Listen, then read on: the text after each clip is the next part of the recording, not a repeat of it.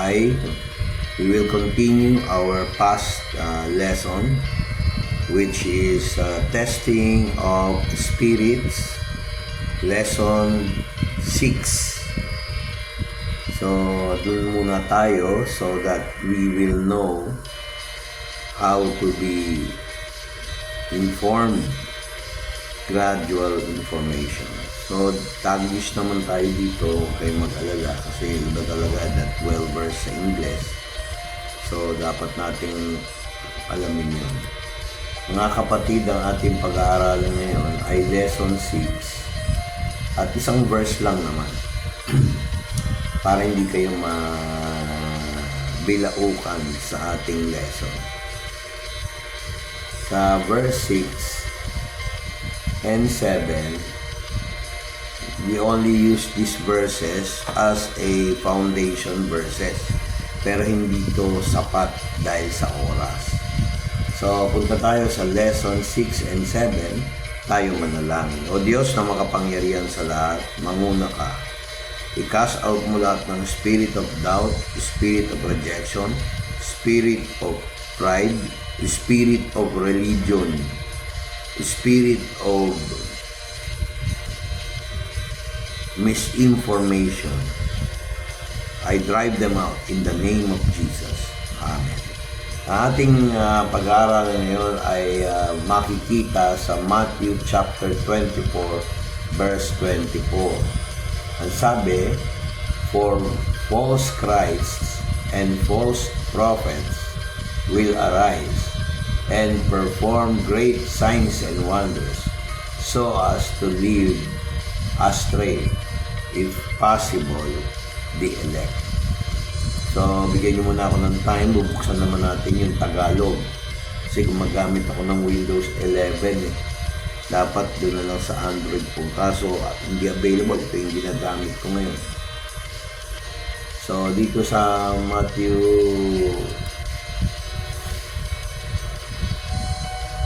24, mapapansin nyo na napakaganda. Part to ng, kung ating babasahin yung Matthew 24, part to ng buong discourse o yung pagtatalumpati ng ating Panginoon Jesucristo nung pinapaliwanag nito sa mga alagad. Take note, hindi lang po mga believers ang kausap niya rito. Meron siyang mga tip, tungkol sa mga false Christ and false prophets. Magpe-perform ng miracle yan, magaling yan sa Bible. Makukumbinsi, pwede kung maaari madadaya yung mga pinili ng Diyos. Kaya lang, ingat din kasi yung mga pinili din ng Diyos, nasa lupa ka pa, kailangan maging alert sa katuruan. Kaya nga sabi ko nung una, doon pa lang sa umpisa ng testing of spirits, mahirap naman yung magsasalita ka ng puro Holy Spirit pero hindi mo binabatay sa salita ng Diyos. Kasi marami nagsasabi Holy Spirit pero hindi. Pero ingat din kayo sa paghatol kasi pag hindi nyo napatunayan yan, ay judging the person na merong evil spirit, yung pala talagang totoong Holy Spirit, blasphemy naman yon of the Holy Spirit. Parang yung ginawa ng mga Pariseo, Sadduceo sa John chapter 8, ginudge nila na ikaw ba ay mas higit pa kay Abraham, hindi ka pa 50 taon. Yun ang judging nila. So later di-discuss natin yan, i-share ang katuruan ng salita ng Diyos. Sabi niya rito sa verse 24, ulitin ko, for there shall arise false Christs, false prophets, and shall do great signs and wonders, insomuch that if it were possible, they shall deceive the very elect. Tingnan nyo ha. Number 1, may false Christ. Number 2, may false prophets. Yung totoong born again o yung totoong tumanggap kay Jesus Christ bilang Panginoon at tagapagligtas can claim to be a son of God. Tagalog, yung totoong pinanganak muli sa Espiritu dahil tinanggap si Jesucristo bilang Panginoon at tagapagligtas, pwede niyang angkinin maging isa sa mga anak ng Diyos. Pero yung sasabihin mo, ikaw ay anak ng Diyos, sa Diablo po yun. Ikaw ang anak ng Diyos. Hindi tayo ang anak ng Diyos. Tayo ay isa sa mga anak ng Diyos. Pansinin mo, wala kang makikita sa Biblia na mga anak ng Diyos ay sinasamba. At makikita nyo sa Biblia, sons of God, small s, mga, plural pa. Wala kang makikitang anak ng Diyos na sinasamba. Si Pablo nga at saka si Pedro nung nagpunta sa Lystra o kaya sa ibang lugar sa Europe, nung nangaral sila, halos sambahin sila. Pinigilan nila, kaya halos batuin sila ng mga Griego. Yan ang sign na ang isang tao ay tunay na manggagawa ng Diyos. Tunay na naglilingkod sa Diyos. Pero pag naghahanap na ng fame, naghahanap na ng talent fee, no? Although dapat talaga bigyan ng love gift yan. Pero kung yun ang ultimate reason para kumita, ay ibang usapan mo. No? Ang kita ng isang manggagawa ng Diyos, hindi kita o bayad, kasi bawat manggagawa kailangan tustusan. Hindi naman tama yung motibo, kaya naman nang pupunta dahil naaabutan ng pera. Ay huwag ganon. Kusa naman doon pumadating. Hayaan yung dumating sa iyo kusa, hindi na nakukuha sa parinig, sa pamimilit. Kumbaga, hindi pwedeng garapal. Isa sa katangian ng isang Kristiyano, pag siya ay garapal, buti ko nangangailangan talaga, alam na alam. Kaya ako namimili na ako ng tinutulungan. Kasi meron kami mga tinulungan, pero hindi naman talaga ninanam ng mga salita ng Diyos. Nakakalungkot. Di ba kaya mga tinutulungan para mag-worship, mag-praise, hindi pusang palo. Pero pagka ang motibo ay puro na lang ganito, medyo check natin ang ating conscience. Isa po yan sa batayan. For the love of money is the root of all evil. Ganda ba ng ating natutunan? So, pag sinabi natin false Christ, ako, pastor ako. Kahit ako, i-test nyo ako kung ako talaga yung pastor. Pastor, ganito, ganyan. Nagsasabi ka na ikaw ay totoong pastor, pero pagka wala ka ng perang maibigay, buti na lang yung dating pinanggalingan naman, hindi naman ganon. Yung latest, yung dating sagip kalinga, hindi naman sila ganon. Pero may mga pastor na talagang obviously ginagawa na nilang bread and butter ang salita ng Diyos. Tama naman yon, kasi talagang ang salita ng Diyos nagpo-provide. Pero yung motive na para lang kumita, may mga false perang ganyan lang salamin, bilog, pera, no? Ay medyo ingat kayo diyan, no? Don't make the pulpit to earn money, no? Walang masama mag-earn ng money, talaga para sa manggagawa yan, katulad ng tithe. Pero beyond that, questionable. Ang offering, ginagamit yan para sa pangangailangan as a church. Tutulong, pero may anointing. Walang masama, basta maganda motibo. Sabi nga, there will be false Christ, false prophets shall do great signs and wonders. In so much, if it were possible, they shall deceive the very elect. Maraming churches, hindi naman lahat. Ulitin ko, maraming churches, hindi lahat. Malaki, pero pansinin mo ang bunga.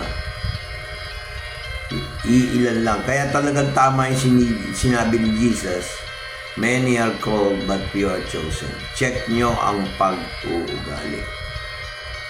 Kaya minsan, isa yan sa test ng spirito ng tao kung founded siya sa Biblia. mapa Old Testament o New Testament, may mga reference tayo. Sabi dito sa Deuteronomy 13 verse 1, if there arise among you a prophet, a dreamer of dreams, and gives thee a sign or wonder. Kita nyo, sa panaginip, minsan nagkakatotoo, pero minsan palyado. Pag palyado, ibig sabihin, yung nanaginip na yun, na-deceive. Nadi-deceive. Well, ang argument doon, hindi po lahat ng panaginip totoo. Tapos dito naman sa reference na to, sabi ni Juan de Divino sa 1 John chapter 4 verse 1, 1 John chapter 4 verse 1, believe not every spirit, but try the spirits whether they are of God, because many false prophets are gone out of the world. Tagalog, mga minamahal, huwag kayong magsipaniwala sa bawat espiritu kung hindi iyong subukin ang mga espiritu kung sila'y sa Diyos, sapagkat maraming nagsilitaw na bula ang propeta sa sanlibutan. Kaya mga kapatid, hindi naman dahil sa galing ng paliwanag o sa dami ng mga verses o magaling makipag-argue, matetest mo yung motibo nung tao pag siyang nangangaral. Kadalasan, puro yun at yun na lang, puro ang topic mo, puro blessing, puro, ayaw mo na i-topic yung ibang topic, sinulat ang Biblia wholesale. Hindi po sinulat ang Biblia ng retail. Pwede tinuturo ang Biblia retail, kumbaga sa business. Bakit? Mabibilaukan ka. Hindi mo ma-absorb lahat yan, salita ng Diyos. Kaya nga tinawag na salita ng Diyos. Excuse me. At marami sa atin na nagkiklaim, katulad nito yung updated Tagalog, sabi rito, minamahal, huwag kayong maniwala sa bawat espiritu, pero suriin ang mga espiritu upang makita kung sila'y sa Diyos. Dahil maraming mga bulaang propeta ang nagsilabasan sa mundo. Ingat po tayo, kaya meron tayong yung isang bagay na alam nating katibayan, yung kung ito ay hindi tiwalas, no, hindi lumalaban sa buong katuruan ng Biblia. Sabi dito sa Revelations chapter 13 verse 14, yung dalawa kasing tinutukoy dito, meron, para shortcut po, meron tayong tinatawag na the Antichrist sa Ingles, sa Tagalog ang Antikristo. Ang Antikristo, yung po ay isang tao o isang nilalang na darating at magpapakita ng kapangyarihan. Maraming nga nadaya, meron akong kilalang pastor, hindi ko nababanggitin, pati yung grupo, kasi parang naninira ako. Sabi nila nandiyan na raw yung Mesias. Sabi ko, hindi pa nagagawa yung third temple ng Israel. At kung naitayo na yan, merong papasok dyan na magkiklaim siya yung totoong Kristo. Siya yung magsasabi siya ay totoong Diyos. Pag nawin na niya yung heart, magdideclare pa yan, peace sa Israel. Pero ang dala pala niya, after 3.5 years, inag-peace. Yeah. Ano lang to, parang may yung summary lang para mayroon lang kayong background there. Kasi ang problema, pag may third temple ang Israel, duplicate nila yung templo ni Solomon, yung second temple. Yung first temple. Yung second temple, nung AD 70, nagiba yung templo, yung worship place, yung synagogue o place of worship ng Old Testament Church, yung mga Hudyo, yung mga Israelita. Ngayon, pag may nag-claim, siya daw yung Mesias, siya daw yung descendant ni David, pero nung pinakinggan kong maigi yung pagsasalita niya, may lahi siyang Assyrian, kadalasan ang dadating na Antichrist, pure na Israelita, Hudyo rin. Dapat ganon. Kung totoong Diyos siya, galing siya sa Judah o kaya galing siya sa Israel. Nangyari, may lahing Assyrian na discover ko, nag-research ako.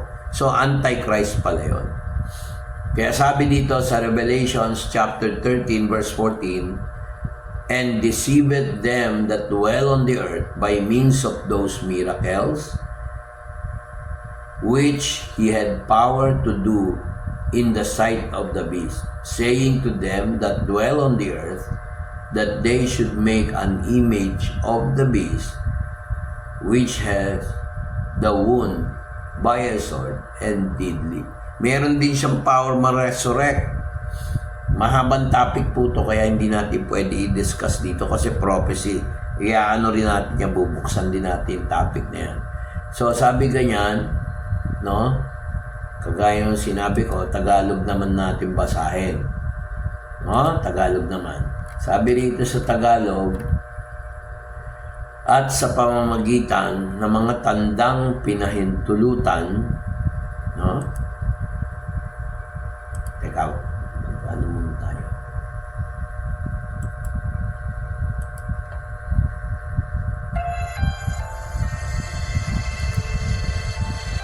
Ayan, sabi niya, ulitin ko.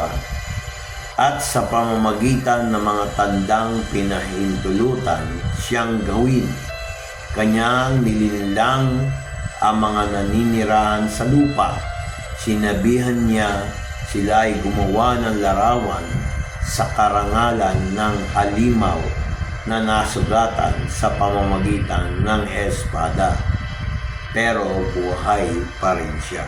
So, i-demonstrate niya yung the beast o yung hayop, yung halimaw.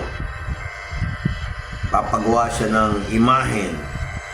Sabihin niya na ano yun, nasugatan yun ng salit ng espada, pero buhay pa rin siya. So mahirap ipaliwanag to ng basta-basta, kailangan kumpleto tayo ng lesson. So mga kapatid, tingnan nyo, isang tanda yan, no? Sabi dito sa simpleng Tagalog, at nadadaya niya ang mga nanahan sa lupa. Sa future may darating the great persuader, the great convincer. Maaring nasa level niya katulad ng mga pope. Maaring ka-level niya isang hari. So hindi pa natin matiyak, no? Pero pag-aaralan natin yan sa susunod. Kasi ayoko mag-preempt yung lesson natin. Dadating ang araw, mayroon yung Santo Papa, yung hari ng England, o yung ibang hari, madadaya. Palalabasin nila peace treaty. And dami ring hari sa Saudi, sa Palestine. Hindi lang naman Saudi Arabia ang Palestine. So, makikita nyo, no? Ito ay, pag makikita yung Antikristo, ibig sabihin, yung espiritu nun, mali. Kita nyo? So, I hope malino to. Winarningan tayo ni Jesus Christ sa Matthew 24:24. Sabi niya sa verse 25, Behold, I have told you before. Ang isang sample ho ng espiritong hindi kay Kristo, espiritong hindi sa Diyos, basic nasa Biblia po. Sabi nito, babasahin ko po yung English, ikumpara nyo yung Tagalog. Pakinggan nyo. Wherefore if they shall say unto you, Behold, he is in the desert, go not forth. Behold, he is in the secret chambers, believe it not. Marami yung kulto ngayon, kulto tawag, yung mga patago. Nasa Mount Banahaw, nasa Mount Dolores, merong Kristo bumababa mula sa langit. Meron pa nagsabi sa akin noon, may spaceship daw na bumababa, nandoon si Jesus Christ. Huwag kayo pupunta ron. Malamang demonyo yun, diablo yun. Ako na mismo nagsasabi sa inyo dahil naranasan po namin yan. Noong ako'y bagong mananampalataya pa lang, merong, kasi gabi yun pinapunta kami, visitation. 4 kaming young people noon, nasa Baptist Church pa ako noon. Bagong Kristiyano pa lang ako, hindi pa na ituturo ng Baptist Church sa amin yung discipleship tungkol sa espiritong ganyan, mga demonic spirit. Ngayon, pinainom kami ng tubig. Parang toning na uso. Pero alak hindi alak basta parang juice. Inom muna kayo, kain muna kayo. Alam nyo, nung uminom kami ng tubig na yun, nagtataka kami, paglabas namin, naging matatakutin kami. Yung parang, basta kakaiba, parang ka na-addict Paglabas mo, tapos pag kumikidlat, ang pakiramdam mo, tinatamaan ka ng kidlat, kahit hindi. Kulog, tatakot ka. Hindi naman ako takot talaga sa kidlat, tsaka kulog. Kasi may alam naman ako sa electronics na ang kidlat laging pataas. Pero this time, talaga may kinabahan kami, parang galit yung ulap sa amin. Tapos sabi ng isang kasama namin, bago natapos sa pag-inom ng juice ba yun, o tubig, sabi nila, galing Mount Banahaw. Tinanong namin saan galing yung tubig. Ay, pinagdasal namin yan, galing Mount Banahaw. Yeah! So, yun ang karanasan ko na talagang, siyempre, baby Christian ka pa nun bago ka lang sa faith. Kaya hindi ka pa nagsusuri sa salita ng Diyos. Kaya importante po, bago kayo kumain o uminom, kilalanin niyo yung tao at nag-pray kayo para yung gayuma o kung anong tawag ng mga tao, gayuma o yung tinatawag nilang kulam o barang, hindi uubra sa inyo. So, yung mga ganong mga kasabihan, part nun, totoo. Ulitin ko, part nun, totoo. Or pwede mo sabihin, parte nun, hindi totoo. So, kung totoo at saka hindi totoo, ibig sabihin, mga kapatid, ito ay tiwala sa katuruan ng Biblia. Kaya kasasabi lang wherefore, at pakinggan nyo yung Tagalog na updated. Kaya kapag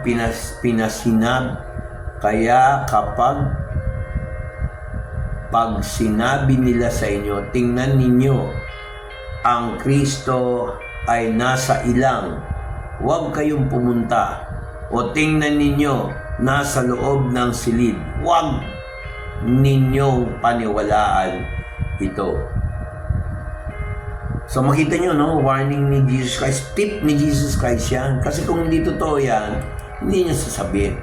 Sasabihin nila sa inyo, tingnan ninyo naroon. Sabi sa Luke 17 verse 23, tingnan ninyo narito, huwag kayong pumunta, ni sumunod sa kanila. Punta tayo sa Dolores, punta tayo sa Banahaw, may sagradong bundok. Tingnan yung katuruan, check nyo ang Biblia, kasasabi lang niya mga gubat-gubat. Naku, delikado yan mga kapatid. Kaya hindi ako basta-basta nakikinig sa kanila. So may natutunan ba tayo? Tapos mayroon pa tinutukoy ang Diyos tungkol sa panaginip. Ang kriteria po ng panaginip, kailangan matupad. At yung tagsasalita ng panaginip, hindi dapat sikat. Maraming manggagawa ng Diyos na sinasabi na manggagawa, masyado ng sikat. Delikado po yan. Pagka ang motibo para sumikat. Pero kung ang motibo naman ay para makadala ng kaluluwa, okay lang, hindi para magpasikat. Ang isa dito, mga kapatid, mga panaginip. Pag ang panaginip, nanlilin lang, sa diablo yun. Kunyari na naginip ka, mga aksidente, hindi naman tuloy, ay hindi sa Diyos yung pananakot yun, sa diablo yun. Bakit ko sinabi yun? Kasi hindi natupad. Pero hindi ko naman sinasabi maganda matupad yun. Ulitin ko na naginip ka, mababangga ka. Hindi natupad, ilang beses na sinasabi nila na naginip siya. Mag-ingat ka, ganyan. Tapos hindi naman natupad, ay hindi totoo yun. Maliban lang kung umiwas ka at tinake mo yung advice. Pero halimbawa, gawin natin topic. Nanaginip ako. May magkakaroon ka ng isang kasintahan na ganito, hindi natuloy.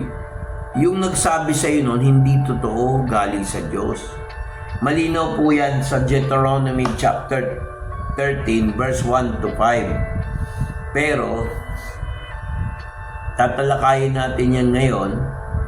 No, nakalagay dito, if a prophet or a dreamer of dreams and arises among you and gives you a sign or a wonder, and the sign or wonder that he tells you come to pass, if he says, let us go to other gods which you have not known, and let us serve them, you shall not listen to the words of the prophet or that dreamer of dreams.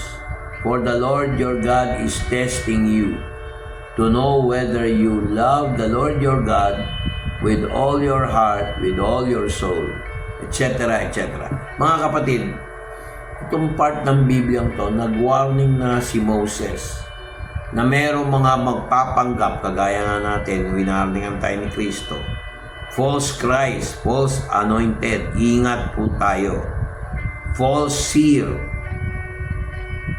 prophet na nakakita may mga vision, ingat po tayo dyan, doble ingat. Kasi hindi po lahat na may vision, may seer sa Diyos. Kadalasan, pag ang seer, puro nagsasabi blessing, hindi po totoo yun. Kasi ang totoong seer, sasabihin yung totoo kahit nakakasakit ng damdamin. At saka ang seer na totoo, hindi araw-araw o tuwing Sunday ginagamit. Ang isang sign niyan, pagka kailangan na kailangan. Minsan nagiging lang OA. May mga iba OA na. Sa kaduda-duda. Tsaka bakit ka magkukonsulta sa seer? Hindi porket yung nangyari dun sa isang propeta na sinight sa Biblia, laging ganon. Mga kapatid, umiiwas na tayo. Kaya sabi nga niya, it shall come. Ang talagang seer na nakita ko dati na pinapractice, hindi ko na sasabihin kung sino, obviously kilala niyo yun sa church natin. Yung may sakit yung isang tao na yun, hipag ko. Tapos, hindi namin nakita. Basta may problema no yung hipag ko. Ngayon, nakita ng isa sa mga kasama namin. O gawin na natin, sabihin na natin. Nakita niya yung kulay ng damit, ano yung suot, saan lugar. Very specific. Yun ang totoong prophet. Yun ang totoong seer. Lagi yan, tuwing magmamanifest, magkocommand ako noon, magkocommand yung isang pastor. Talaga nakikita niya, may problema kasi hindi umuwi. Gusto namin ano ba, sige, pasilip natin kung nasaan siya. O kung yung pala nagpapadoktor. Tingnan nyo, paano niya nalaman, nagpadoktor, hindi naman, wala naman nagsabi. Nakita ko ano yung suot niya, nakashort siya, etc., etc. So, to make the story short, talagang totoong may prophet, may dreamer, may visionary. Kaya lang, pag nagdala ng takot, walang lesson na ibigay sa'yo, false prophet po yan. Kaya sabi rito, if a prophet, tignan mo, sabi niya, pagka nagsamba, minsan ganito, bigyan ko kayo ng sample, actual. Meron nagsasabi, uy, nandito si Apo ganito, ay si Apo ganyan. Tapos sasabihin sa'yo, kumuha ka ng hard-boiled na itlog, ialay nyo. Naku, mga kapatid, wala naman sinasabi sa Biblia na mag-alay ka ng itlog. At saka isa pa, anong purpose? Hindi mo alam kung siya yung kakain nun. Hindi na lang sabihin, bigyan nyo ako ng love gift. Dahil kailangan ko kumain. O kaya sabi ka, nagugutom ako. Naniniwala naman sila doon sa kanya. Ba't hindi na lang niya sabihin gano'n? Mga apo-apo, kaya. Minsan kukuha pa ng bond paper, susulat yan. Ito x-ray. Sabi, ito sakit mo. Kinalabasan, 4 times pa yung sakit niya. Meron pa nagsasabi, manganganak ka. Biglang mong lolobo yung tiyan. Magugulat. Tapos sasabihin, may nakuha akong pako, kinulam ka. Yung kulam, totoo. Pero yung panggagamot, sa diablo. Pero huwag kayong papayag na lamang yung diablo sa pagpapagaling. meron din lingkod ng Diyos na nagpapagaling. Yan, later topic yan.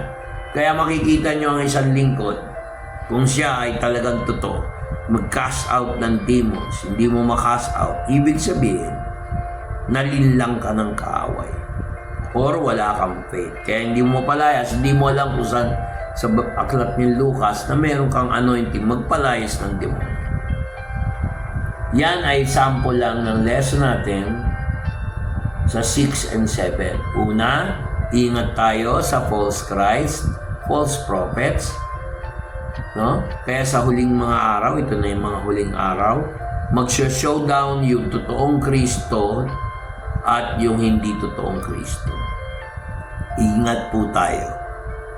I-test nyo ang spirit. Pinakamaganda niyan, konsultahin nyo ang inyong pastor o ang inyong lingkod ng Diyos. Pangalawa, alamin nyo yung criteria na lalo na yung sa mga panaginip, check it with your pastor. Pero kaya ako sinabi pastor kasi siya yung kilala nyo. Kaya lang ang problema pag yung pastor mo mismo hindi nagre-research, kailangan ikonsulta mo ang Biblia mismo. Talagang tinuturo ng Bible lahat yan. Mga kapatid, ililimit ko to kasi hahaba yung topic natin. Nais ko pang pasalamatan ang mga sumusuporta sa video na to at yung mga nakaraang videos natin. Fundamentals of Testing of Spirits 6 and 7.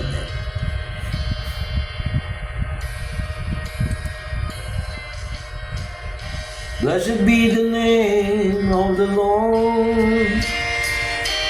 He is worthy to be praised and adored. So we lift up holy hands in one accord, singing, blessed be the name, blessed be the name, blessed be the name of the Lord. Blessed be the name of the Lord. He is worthy to be praised and adored. So we lift up holy hands in one accord, sing, blessed be the name, blessed be the name, blessed be the name of the Lord. So we lift up holy hands in one accord, sing, blessed be the name, blessed be the name, blessed be the name of the Lord.